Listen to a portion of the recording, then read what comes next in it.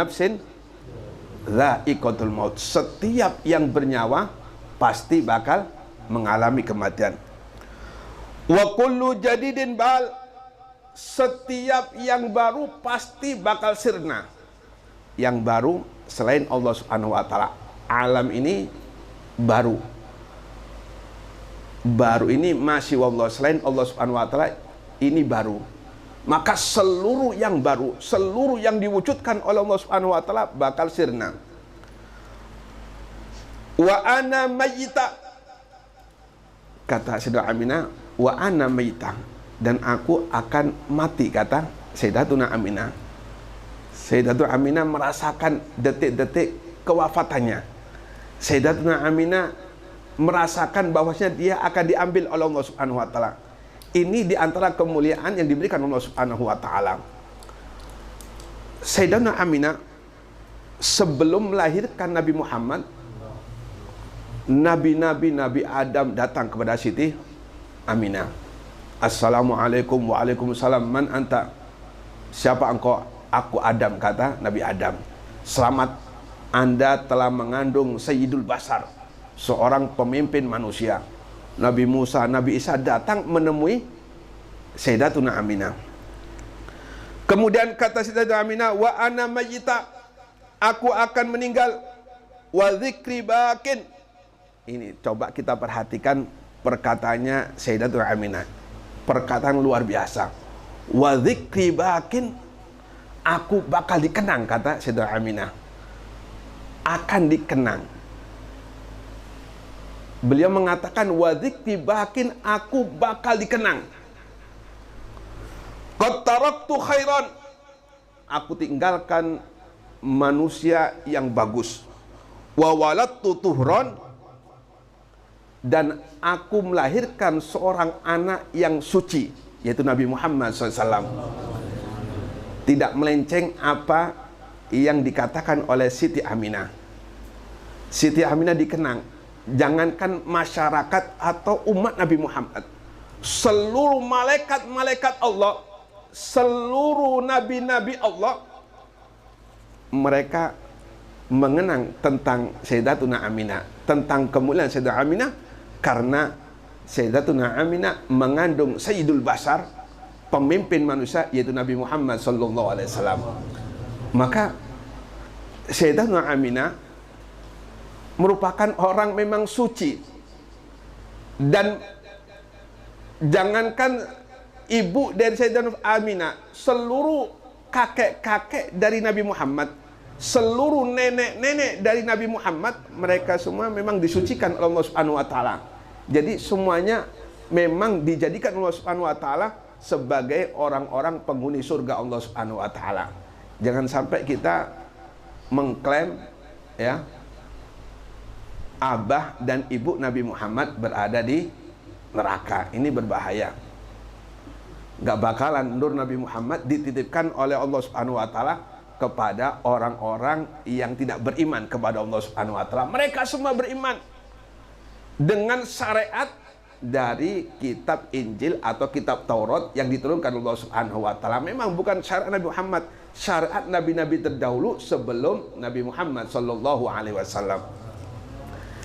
Ini perjalanan dari Nabi Muhammad dalam keadaan yatim piatu ketika Nabi Muhammad berumur 6 tahun. Kemudian wa aqfulhu yatiman wa utahiruhu wa ahla baiti tadhira.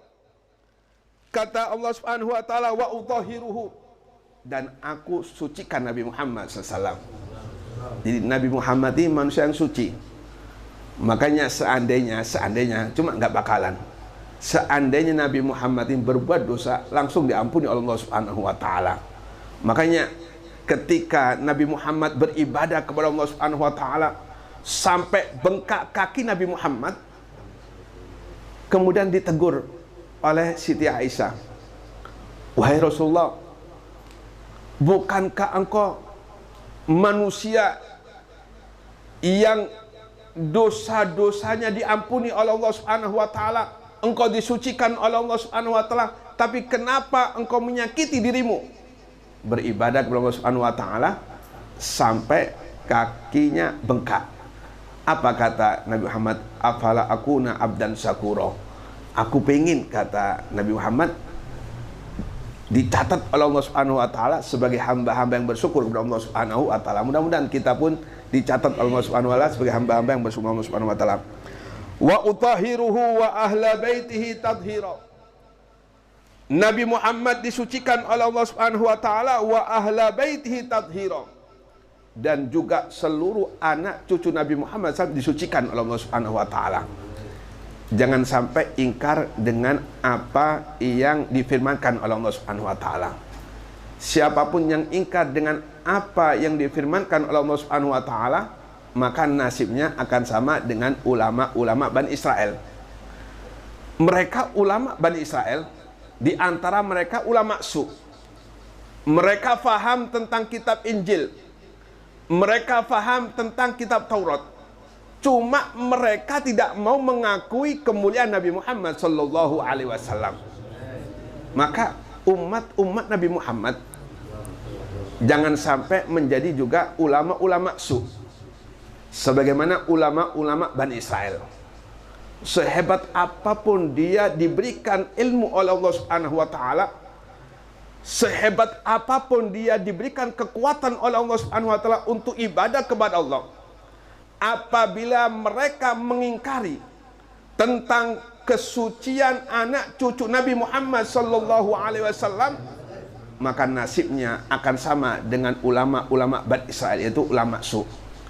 Maka banyak kejadian kita saksikan, kalau memang nasabnya betul, memang betul-betul bersambung dengan Nabi Muhammad, ya, bukan KW, betul-betul murni, bukan cuma ngaku-ngaku, memang betul nasabnya sahih, dengan perkawinan yang sahih, dengan akad yang benar, sampai ke Nabi Muhammad sallallahu alaihi wasallam, maka pasti di detik-detik kematiannya, apabila dia berbuat yang enggak-enggak, langsung diberi hidayah oleh Allah Subhanahu wa taala. Ini janji Nabi Muhammad.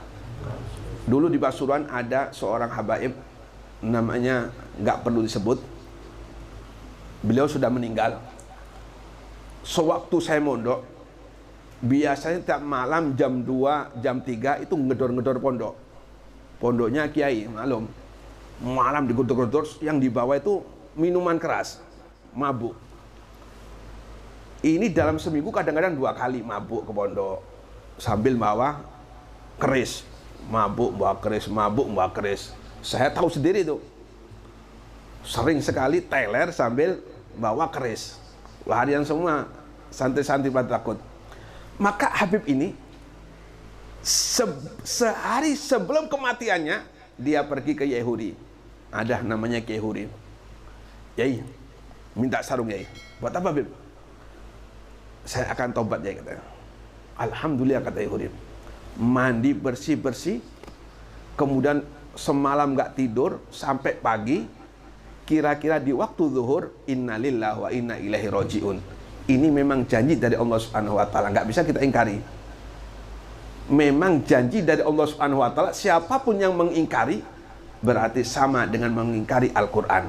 Siapa yang mengingkari Al-Qur'an berarti mengingkari Allah Subhanahu wa taala. Mudah-mudahan Allah Subhanahu wa taala berikan kita ilmu-ilmu yang berkah, bukan ilmu yang justru akan menjauhkan kita dari jalannya Allah Subhanahu wa taala. Amin ya rabbal alamin.